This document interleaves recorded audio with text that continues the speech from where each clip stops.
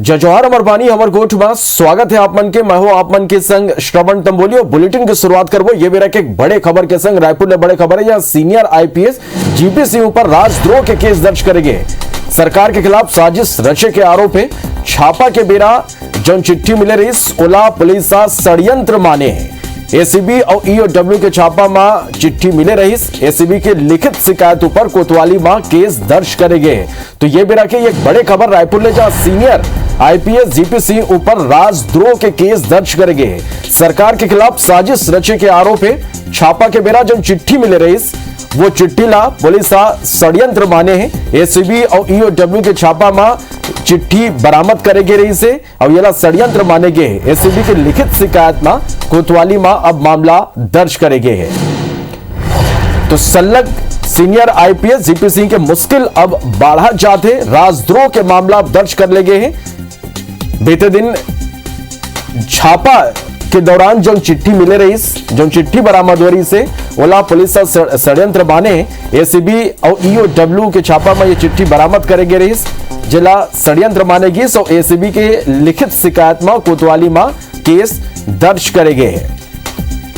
तो जीपी सिंह पर राजद्रोह के केस दर्ज करेंगे। ये मेरा एक बड़े खबर आप तक पहुंचाते हैं। सल्लग अब जीपी सिंह के मुश्किल बढ़ा जाते। आय अधिक संपत्ति के मामला में एसीबी छापा मारिस। जीपी सिंह के संगी कर सहयोगी के कई ठिकाना में छापा मारेगी और आय अधिक संपत्तियां बरामद करेगी। कई दस्तावेज बरामद करेगी। चिट्ठी गला बरामद करेगी। और ये चिट्ठी में जो खुलासा हुई कि कई षड्यंत्र जो ने जीपी सिंह डाले रांची गिरी से और येला लेके अब ये षड्यंत्र ये जो चिट्ठी मिले बरामद हुए वो षड्यंत्र पुलिस मानिस, एसीबी मानिस और येला लेके अब राजद्रोह के मामला दर्ज करेंगे है। तो रायपुर ले ये बेरा के बड़े खबर, जहां सीनियर आईपीएस जीपी सिंह पर राजद्रोह के केस दर्ज करेंगे है।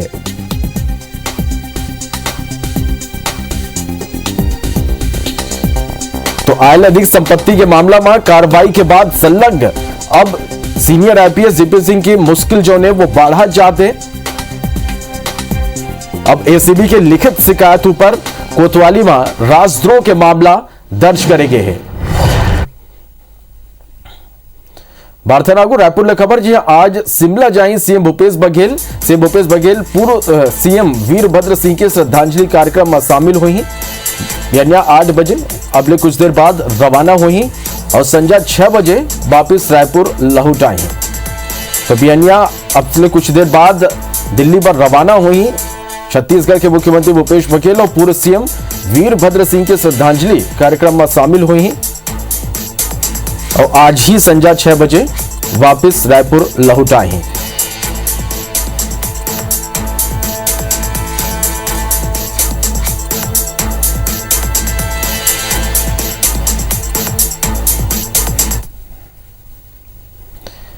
वार्तालागो मुख्यमंत्री भूपेश बघेल वन विभाग के समीक्षा बैठक लीन। बैठक में विभागीय मंत्री मोहम्मद अकबर और अधिकारी मौजूद रहे। बैठक में मुख्यमंत्री भूपेश बघेल कहीं कि छत्तीसगढ़ में मिशन मोड में कोदो, कुटकी, रागी के उत्पादन ला बढ़ावा दे जाए।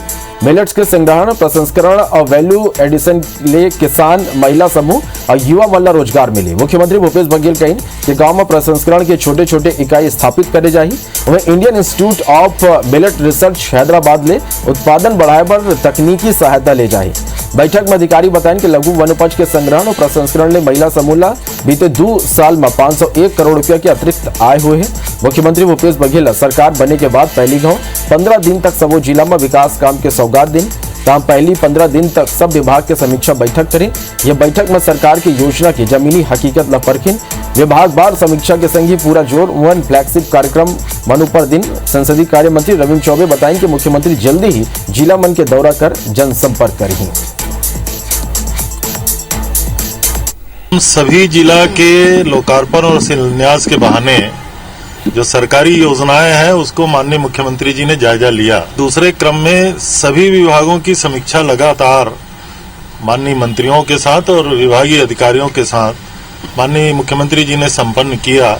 उसके बाद आदरणीय मुख्यमंत्री जी का लगातार पूरे प्रदेश व्यापी फिर से दौरा अभियान जनसंपर्क का बनाया जा रहा है। छत्तीसगढ़ के मुख्यमंत्री भूपेश बघेल आवास विभाग के समीक्षा बैठक ली। यह बैठक में विभागीय मंत्री मोहम्मद अकबर अधिकारी मौजूद रहे। बैठक में मुख्यमंत्री भूपेश बघेल नवा रायपुर अटल नगर में तेजी ले बसाहट और जन सुविधा बढ़ाए पर जोर दिन। बैठक में अधिकारी मन जानकारी दिन कि नवा रायपुर अटल नगर ला तेजी ले विकसित और व्यवस्थित शहर बनाए पर प्राथमिकता ले काम करे जाते हैं। बसाहट में बढ़ोतरी पर hotel, hospital, college, civic centre, transport hub जैसे विभिन्न सुविधा विकसित करे रियायत दर में जमीन आवंटन करे जाही। ये कर अलावा खेल के मैदान, कोटरा भाटा, पालोद में आदर्श गौठान और बायोडायवर्सिटी पार्क के निर्माण समेत 200 हेक्टेयर में वृक्षारोपण करे की योजना है। संगी नवा रायपुर के लेयर 1 में स्थित 10 गांव में ग्राम विकास योजना संबंधी काम शामिल है।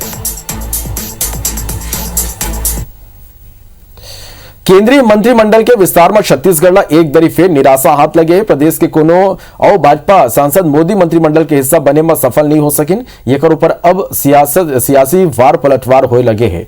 कैबिनेट मंत्री रविंद्र चौबे कहें कि प्रधानमंत्री नरेंद्र मोदी और छत्तीसगढ़ के भाजपा सांसद मल्ला योग्य काबर नहीं समझाए, योग्य नहीं है तो सांसद काबर बनाएगिन।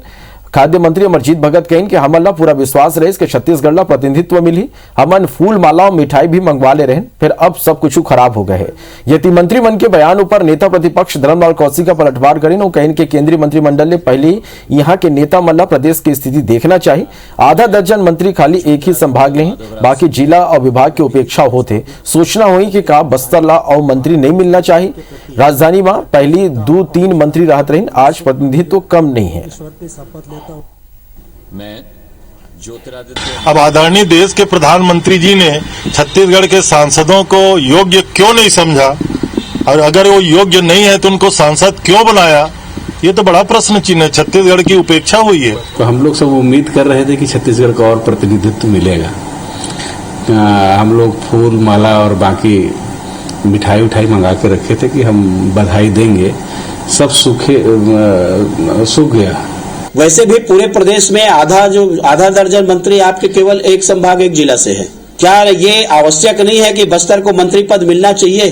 तो पहले यहाँ क्षेत्रीय संतुलन को देखना चाहिए और क्षेत्रीय संतुलन को ठीक करना चाहिए कि केवल मुख्यमंत्री का जिला है वहां संतुष्टि होनी चाहिए, बाकी प्रदेश में चाहे पूरे अराजकता की स्थिति निर्मित हो जाए। छत्तीसगढ़ में पिछले कुछ साल ने धान न लेके जबरदस्त सियासत चला थे। बीजेपी नेता धान के बर्बादी पर सरकार ला जिम्मेवार ठहराते हुए येला राष्ट्रीय क्षति मारत हुए ये कर ऊपर एफआईआर दर्ज करे के मांग करते हैं। बीजेपी येला लेके पिछले दिन सबो संभाग में सर्वे करे रही। सर्वे के आधार में बीजेपी करीब 9 लाख क्विंटल धान की बर्बादी के आरोप लगाए हैं। बीजेपी नेता मन धान के बर्बादी पर सरकार और विभाग के अफसर मन जिम्मेवार ठहराए। नेता प्रतिपक्ष हर जिला के आंकड़ा के आधार में यह मुद्दा ला विधानसभा के मानसून सत्र में उठाए के बात कहे। वह बन करेंगे खाद्य मंत्री खुद ये बात ला कबूलत है कि 1 लाख मीट्रिक टन धान के उठाव बाचे है। लगभग 1 लाख मीट्रिक टन धान शेष रह गया है। कई जगह जो बारिश होने की वजह से गाड़ी नहीं घुस रही है और कई जगह रास्ते की वजह से ये दिक्कत आया है और इसको बहुत जल्दी हम पूरा करा लेंगे और समिति को हम नील करेंगे। लोगों ने विधानसभा में उठाया था जवाबदेही सुनिश्चित करने के लिए 19-20 और 20-21। 19-20 का धान अभी भी रखा हुआ है, जिसका कस्टम मिलिंग नहीं हुआ है, उस धान की रखरखाव नहीं कर रहे हैं, धान सड़ रहा है। 20-21 का धान स्टेकिंग पॉइंट में पड़ा हुआ है, सोसाइटियों में पड़ा हुआ है, अभी भी पड़ा हुआ है और वास्तविक में उसमें कई जगह केपिंग नहीं हुआ है, धान की बर्बादी हो रही है। ये राष्ट्रीय क्षति है, राष्ट्रीय अपराध है। इसके यदि जवाबदार हैं तो सरकार है, उसके विभाग है। नेता प्रतिपक्ष धर्मलाल कौशिक कहें कि छत्तीसगढ़ के स्कूल में सूखा राशन बांटे में भारी अनियमितता हुए। नेशनल कोऑपरेटिव कंज्यूमर फोरम, केंद्रीय भंडार, नेफाक जैसे संस्था जेकर ले क्रय करे में प्रतिबंध लगे उकर ले करोड़ों की खरीदी करे गए है। संगी सूरजपुर में ट्राइबल मार्ट नामक एक ही स्वयं सहायता समूह ले कई करोड़ की खरीदी बिना निविदा के हुए है। वह बताएं कि स्कूल में सूखा राशन बांटे में अनियमितता के मामला में स्कूल शिक्षा मंत्री प्रेमसाय सिंह टेकाम ला पत्र लिखे गए, जेमा वमन उच्च न्यायालय के रिटायर्ड जज या फिर मुख्य सचिव ले येकर जांच कराए बर कहे हैं। स्कूल शिक्षा मंत्री प्रेमसाय सिंह टेकाम पत्र के माध्यम से धर्मलाल कौशिक ला जवाब दे कि ये पूरा मामला ला वो देखा थे। सूखा राशन में जो अनियमितता हुई है प्रदेश में, उसको लेकर के विधानसभा में प्रश्न भी लगाया गया था और उसके बाद भी थमने का नाम नहीं ले रहा है। इस बात को लेकर के शिक्षा मंत्री जी को पत्र लिखा हूं मैं।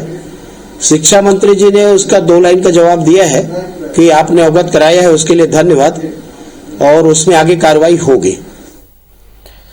सरगुजा जिला के किसान खाद के कमी ला लेके परेशान है। किसान के परेशानी ला देखते हुए अब येकर ऊपर सियासत गलव तेज हो गए। असल में जिला के किसान यूरिया के मांग ला लेके समिति मन तक पहुंचत है, फिर वो मला निराशा हाथ लगत है। स्थिति है कि किसान मन ला सड़क में उतरना पड़त है। किसान मन के कहना है कि ये बेरा खाद के बड़ जरूरत है, फिर वो मन ला बेरा में खाद नहीं मिल पाते। ये बलरामपुर के राजपुर समिति में घलाव ऐसे ही दृश्य देखे बर मिलिस। खाद नहीं मिले किसान मन कंप्यूटर ऑपरेटर के संग अभद्रता करीन और जेल भेजे के धमकी देन। उग्र किसान समिति के घेराव करीन मौका में पहुंचे एसडीएम मामला शांत करवाए।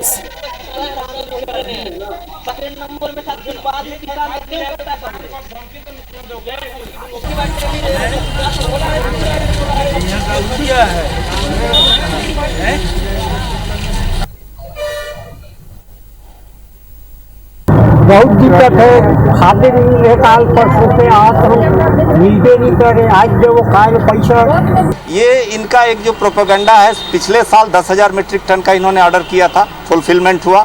इस साल इन्होंने रकबा घटाते हुए 8,000 मीट्रिक टन का ऑर्डर दिया। समय पर पूर्ति हो रही है, लेकिन ये किसानों को नहीं दे पा रहे हैं। रकबा बढ़ा है, उस अनुपात में जो खाद का कोटा था छत्तीसगढ़ का केंद्र सरकार के द्वारा जो दिया जाता है, उसे बढ़ाने की आवश्यकता थी। तो आश्चर्य होता है ये देखकर सुनकर कि बढ़ाना तो दूर, केंद्र सरकार ने 24 से 25% कोटा घटा दिया है। लेमरू एलिफेंट प्रोजेक्ट न लेके सरकार डाहर ले पत्र लिखे के मामला में सत्ता और विपक्ष में वार पलटवार जारी हो गए। एक डांडिया सरकार येला जनप्रतिनिधि मन के मत जाने के बात कहते, उन्हें विपक्ष ला प्रोजेक्ट ला छोटे करे के षड्यंत्र बताते। संघी आरोप गलत लगाते कि कोनो ला लाभ दे बर सरकार ये काम करते।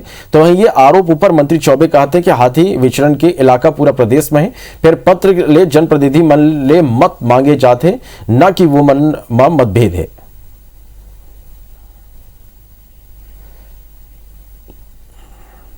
कुछ लोगों का कहना है कि दायरा बढ़ाया जाना चाहिए, कुछ लोगों का सोचना है उसको कम क्षेत्र में उसके लिए सारी सुविधाएं मुहैया कराया जाना चाहिए। सेंचुरीज का सवाल है, फॉरेस्ट एक्ट इसमें सारे लागू होते हैं, सेंट्रल का भी इसमें हम लोगों को कंसेंट लेना पड़ता है। तो ये किसी एक व्यक्ति की राय से इतना बड़ा प्रोजेक्ट नहीं बनाया जा सकता। तो लेमरू प्रोजेक्ट को कम किया जाना मुझे लगता है कि प्रदेश के हित में नहीं है। जितना उसमें है उसको पूरा रखना चाहिए और उसको कमी बिल्कुल नहीं होनी चाहिए।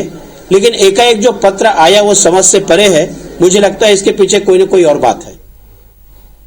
बस्तर सांसद दीपक बैज और पूर्व सांसद दिनेश कश्यप के बीच जुबानी जंग तेज हो जाते। दिनेश कश्यप के सरकार के वादा खिलाफी और दोबारा कांग्रेस के सरकार आयो पर अपन कान कटवा लेने वाला बयान ऊपर पलटवार करते हुए सांसद दीपक बैज कहिन कि 15 साल सरकार में रहे के बाद गलो बस्तर ही नहीं बल्कि प्रदेश में भारतीय जनता पार्टी के जो स्थिति बने हैं ओकर ले पहले ही पार्टी के नाक कट चुके हैं और 2023 में जनता ये कर जवाब दी है।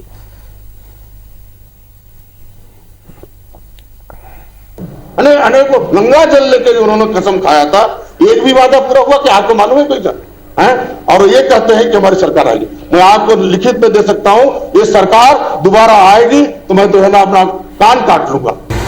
पूरी 15 साल सरकार में 15 सीट नहीं आया, इससे बड़ी तो क्या नाक कटेगी। हाँ, बचा कुछ कान है तो 2023 में कटवा लेना, बाकी जनता को कान तो कटवा ही लिए, ये भी बचा है तो इसको भी कटवा लेना, बिल्कुल स्वागत है। छत्तीसगढ़ में कांग्रेस सरकार के आगू धान खरीदी के बाद ओकर निष्पादन एक बड़े समस्या है। ये खबर राज्य सरकार केंद्र ले बार बार एथेनॉल प्लांट लगाए की अनुमति मांगा थे। खाद्य मंत्री अमरजीत भगत के कहना कि केंद्र सरकार की नीति कछुआ चाल ले चलते। कृषि मंत्रालय अभी तक एफसीआई ला अनुमति दे है, फिर राज्य सरकार ला हासिल नहीं हुए है। मंत्री अमरजीत भगत बताइस कि एफसीआई के रेट में भिन्नता के कारण केंद्र सरकार ये दिशा में आगू नहीं बढ़ पाते। हमार सरकार किसान मन के नुकसान नहीं होने दे। ये मामला में पूर्व कृषि मंत्री चंद्रशेखर साहू के कहना है कि अपन असफलता छिपाए राज्य सरकार हमेशा केंद्र सरकार ऊपर ठिकड़ा फोड़ते।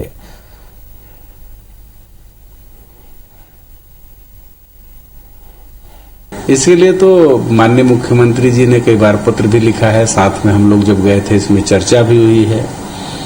लेकिन केंद्र का जो नीति है कछुआ चाल चलते हैं। निश्चित तौर पर छत्तीसगढ़ को अगर अनुमति मिलेगा तो इस दिशा में हम लोग आगे बढ़ेंगे। यह छत्तीसगढ़ की सरकार जिस प्रकार से एथेनॉल के मामले में उनके जो स्पष्ट एक विजन होना चाहिए उसका अभाव दिख रहा है और इसीलिए बार बार वो केंद्र सरकार की तरफ बाट जो हो रही है। जबकि उनको खुद को अपने स्तर पर प्रयास करना चाहिए, पहल करना चाहिए। तभी भारत के विदा जय जोहार।